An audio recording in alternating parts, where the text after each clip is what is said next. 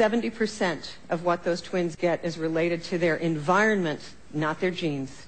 70%. And by the way, your environment includes your thoughts and your emotions. That's the most important part of your environment, because that's what leads to everything else.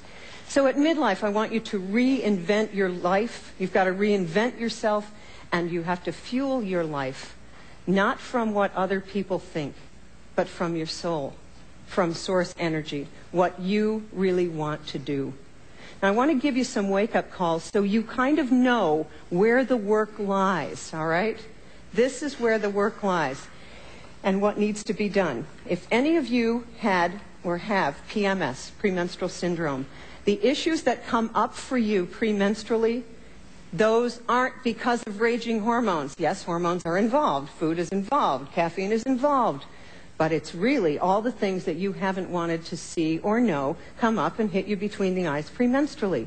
And then if you don't pay attention during the monthly cycle, then seasonal affective disorder will come up and hit you during the fall of the year.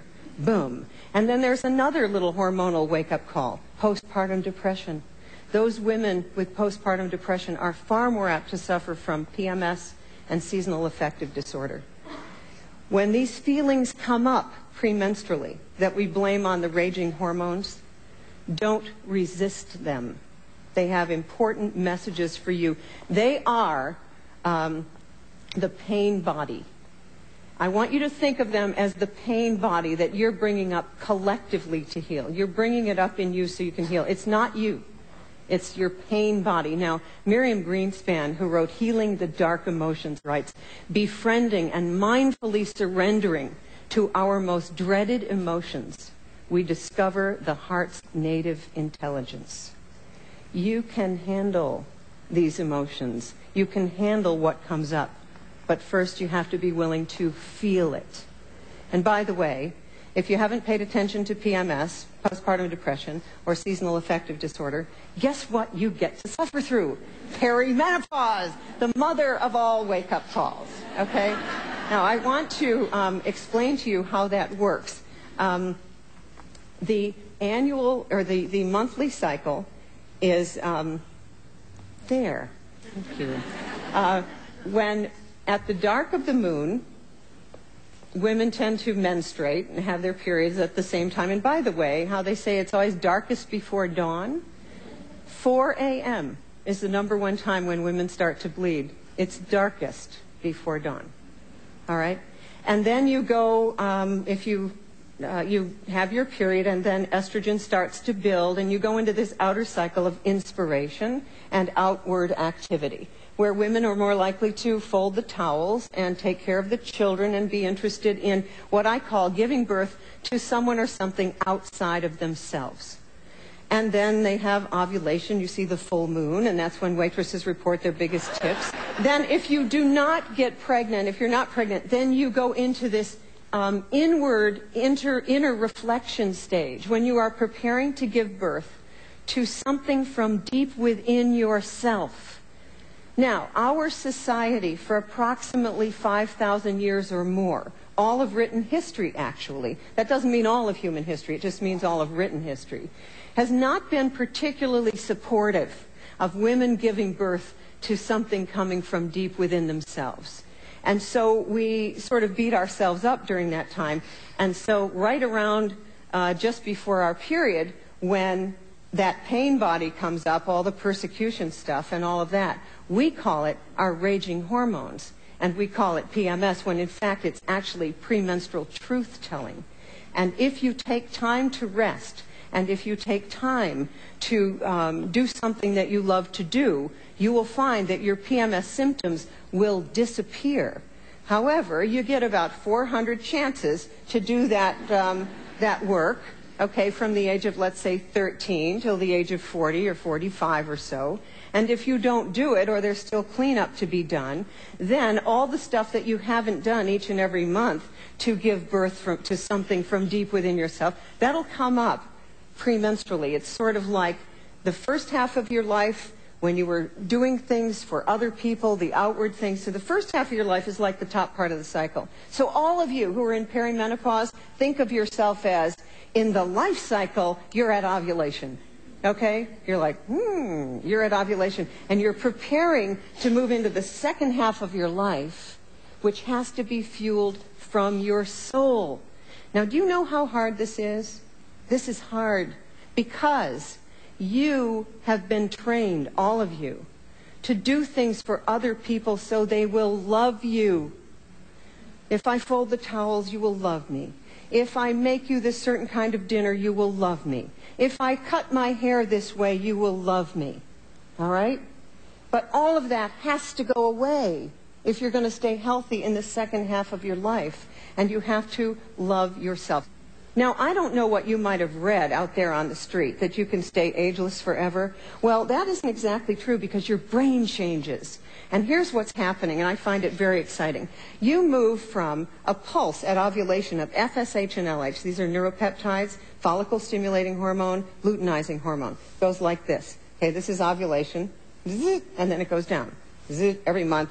Maximally receptive to cross-pollination, reading books, other people's ideas, this and that.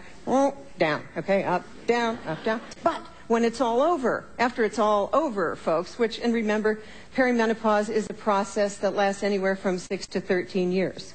So this is, okay, sorry, this is,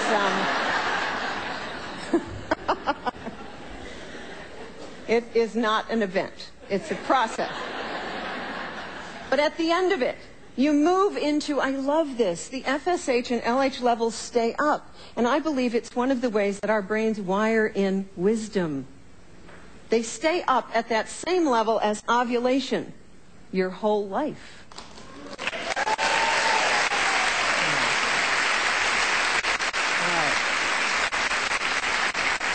Okay, so I want you to take maximal advantage of that. And okay, it doesn't feel so good while you're going through the thing because all the stuff that needs to leave your life will start to go away. Breakdown to breakthrough, okay?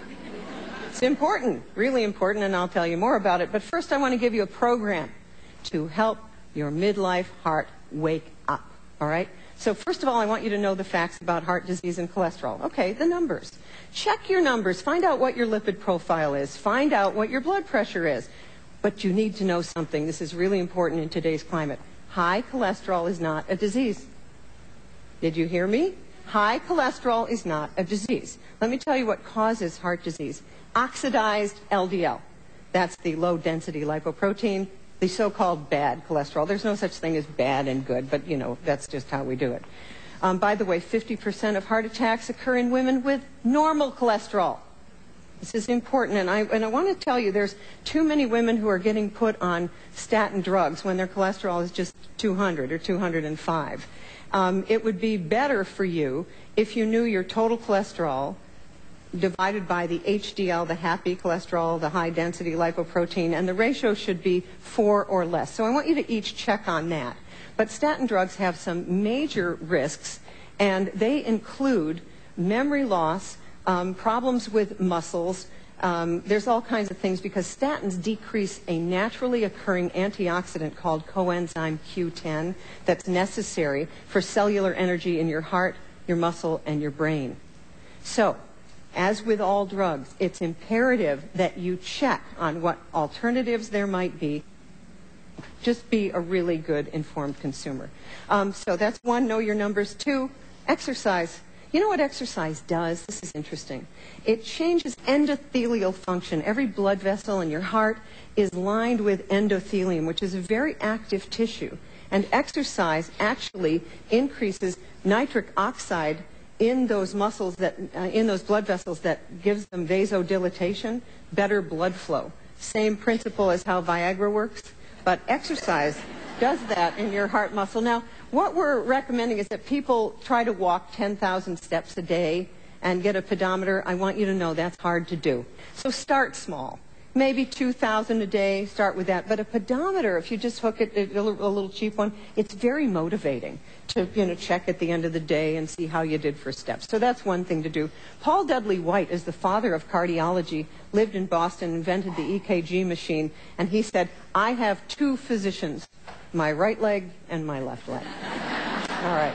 Now, the key to a sustainable, healthy lifestyle is learning caregiving where you include yourself in those who are getting care. This is what leads to burnout. You don't include yourself.